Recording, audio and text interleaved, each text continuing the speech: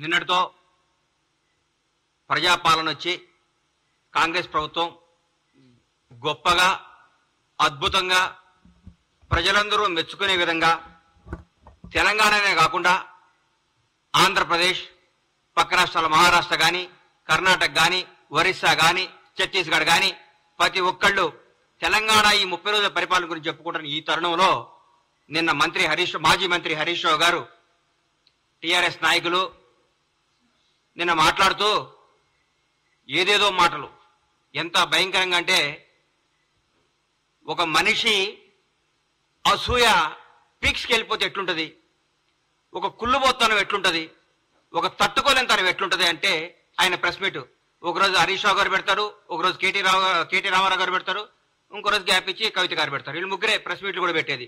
ఎందుకంటే టీఆర్ఎస్ నాయకులకు తెలుసు బ్రహ్మాండంగా చేస్తుంది కాంగ్రెస్ ప్రభుత్వం. గౌరవనీయులు మన ముఖ్యమంత్రి యువకులు ఫైర్ బ్రాండ్ శ్రీ రేవంత్ రెడ్డి గారి నేతృత్వంలో కాంగ్రెస్ పార్టీ కాంగ్రెస్ మంత్రులందరూ అద్భుతంగా ప్రగతి పదం వైపు దూసుకుపోతూ తెలంగాణ రాష్ట్రాన్ని పేరుని ఖ్యాతిని వాణిని భారతదేశం మొత్తం వినిపించే విధంగా చేస్తున్నందుకు ఈ రోజు భారతదేశం కూడా మన తెలంగాణ రాష్ట్రం గురించి చెప్పుకుంటాను. ఈ తరుణంలో నేను హరీష్ రావు గారు అంటారు 100 రోజుల తర్వాత ఇలా పప్పులు ఉడకమన్నాడు. నేను చెప్తున్నా హరీష్ రావు గారు 100 రోజుల తర్వాత కాంగ్రెస్ ప్రభుత్వం బిర్యానీ ఉడుకుతుంది, చికెన్ ఉడుకుతుంది, గుడ్లు ఉడుకుతాయి, అన్ని ఉడుకుతాయి. మీది ఏం ఉడకదు, మీ నీళ్లు కూడా ఉడకవు, మీ నీళ్లు కూడా తాగవు. ఎందుకు సార్ 100 రోజుల తర్వాత మమ్మల్ని ఏం చేస్తారు సార్ మీరు? ప్రగతి భవన్ ని ప్రజాభవన్ చేసినందుకా? మీ ప్రగతి భవన్ లో ఉన్న 100 గడీలు 5-6 పెద్ద పెద్ద బిల్డింగ్లు విడగొట్టి అందరికి అందుబాటులో తీసుకొచ్చినందుకా? ఒక దళిత ఉప ముఖ్యమంత్రిని తీసుకొచ్చి అందులో పెట్టినందుకా? ఎందుకు సార్ మీరు చేసేది? నియంతృత్వ పాలన పాతరేసి ప్రజాపాలన తీసుకొచ్చినందుకా?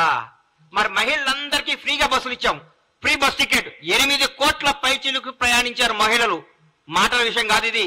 8 కోట్ల మంది స్త్రీమూర్తులు ఫ్రీగా తెలంగాణ రాష్ట్రంలో టికెట్ లేకుండా అందరూ అనుకుంటున్నారు నిన్న అన్న ఈ నెల నాకు 1300 మిగిలినాయి, ఈ నెల 1500 మిగిలినాయి, ఈ నెల 1600 మిగిలినాయి, ఈ 1600 తీసుకపోయి చిట్టి కట్టుకుంటాంది మా ఇంట్లో పాపం మా ఇంట్లో పనిచేసే ఒక అమ్మాయి. నాకు చాలా ఆనందం అనిపించింది. ఇది ప్రజాపాలన అంటే, ఇది ప్రజా ప్రభుత్వం అంటే. 10 లక్షల రూపాయలు మేము ఆరోగ్య బీమా కింద పంపించినందుక మీరు ఏం చేస్తారు సార్? మేము ఏ నిరంకుత్వం లేకుండా, ఏ రికమెండేషన్ లేకుండా నీతిగల నిజాయితీ గారి పరిపాలన అందిస్తున్నందుక, నీతిగల నాయకుల్ని మంచి మంచి ఉద్యోగాలు నియమించినందుక ఏ ఫీలింగ్ లేవు. సమాజం ప్రతి ఒక్క కమ్యూనిటీని తీసుకొని నీతివంతమైన అధికారులంతా నియమించి ముందుకు తీసుకుపోతున్నారు ముఖ్యమంత్రి గారికి రేవంత్ రెడ్డి గారు. మీరు దీనికా సార్ ఎందుకు కుళ్ళుకుంటున్నారు సార్? మీరు నాకు అర్థం కావట్లేదు. కాళేశ్వరం మొత్తం మీ మేడిగడ్డ కాళేశ్వరం అవినీతి మొత్తం మా వాళ్ళు ఎంక్వైరీ చేస్తున్నందుక సార్ మీరు? మా మంత్రులందరూ మా ముఖ్యమంత్రి గారితో పాటు కొలీగ్స్ అంటే అది బ్యూటీ ఆఫ్ డెమోక్రసీ ఏంటో చూపిస్తున్నాం కాంగ్రెస్ ప్రభుత్వం. ముఖ్యమంత్రి నేను, మీరందరూ దూరం ఉండాలి, మీకు ఇంటర్వ్యూలు ఉండు, నేను రూమ్ లో ఉంటా, నేను ఫామ్ హౌస్ లో ఉంటా, నేను ప్రగతి భవన్ నుంచి రాను, నేను ఎవరు కనపడను, నాకు 3 వస్తే బయటకు వస్తా, 3 రాకపోతే ఇంట్లోనే ఉంటా, నా ఫుటాన్ని చూసుకొని పరిపాలించుకోమని చెప్తారు మా ముఖ్యమంత్రి. ప్రతిరోజు ప్రజలకు నాయకులకు అందరికీ అందుబాటులో సచివాలయంలో ఇంట్లో ప్రతి కార్యక్రమానికి వెళ్తున్నారు, ప్రతి ఒక్కరితో మాట్లాడుతున్నారు, మొబైల్ గేమ్ అవుతున్నారు. ప్రజల ముఖ్యమంత్రి, ప్రజా ముఖ్యమంత్రి. అందుకా సార్ మీరు మమ్మల్ని 100 రోజుల్లో మమ్మల్ని మా పప్పులు అడుకొని చేసేది? ఏం చేయమంటారు? మమ్మల్ని పడుకోమంటారా? అవినీతి చేయమంటారా? మీ దగ్గర ఒక మంత్రి ప్రెస్ మీట్ పెట్టాలంటే మీ దగ్గర పర్మిషన్ తీసుకోవాలి. మీ దగ్గర ఒక ఎమ్మెల్యే మాట్లాడాలంటే మీతో నోటు పెట్టాలి ముందు. మీకు సార్ అని ఇట్లా నోటు చేస్తున్నా, దయచేసి పర్మిషన్ పెట్టొచ్చు అని మీరు మీ సారో ఎవరో చెప్తే అప్పుడు ఒప్పుకోవాలి. మీరు అది పెట్టలేదు.